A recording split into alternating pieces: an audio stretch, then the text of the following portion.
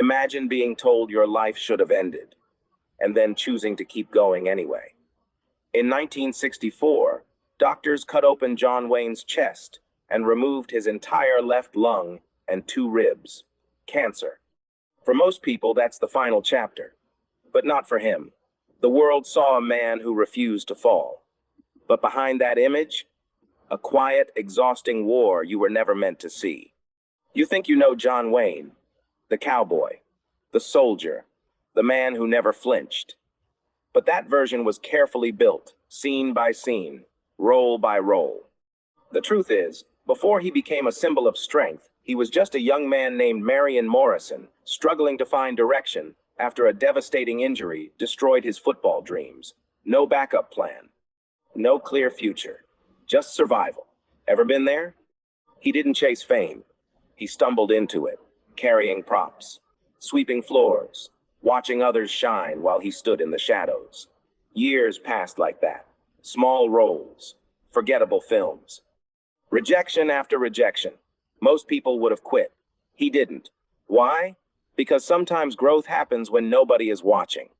Those quiet years shaped everything: the way he walked, spoke, even how he held silence. Then came 1939. One film changed everything. Suddenly, he wasn't invisible anymore. He became the face of the American hero. But here's the twist: while audiences saw strength, his real life was far more complicated. He didn't go to war during World War II, even as he played soldiers on screen. That contradiction followed him like a shadow.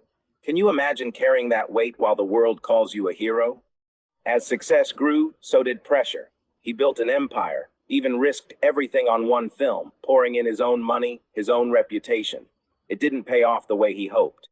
And then, his body began to fail him. Cancer didn't just attack his lungs, it tested his identity.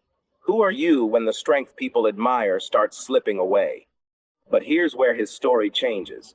Instead of hiding, he faced it publicly. He kept working, filming, showing up, even needing oxygen between takes. And when he finally won his only Oscar for true grit, it wasn't just an award, it was proof that resilience outlasts talent. In his final years, he slowed down, but he never surrendered. Even in 1979, just before his death at 72, he stood in front of the world one last time, calm, steady, unshaken. Not the invincible hero from the movies, but something far more powerful. A man who kept going when everything said he shouldn't. So what does that leave you with? Not the legend, not the fame, but a simple truth. Strength isn't about never breaking. It's about refusing to stay down.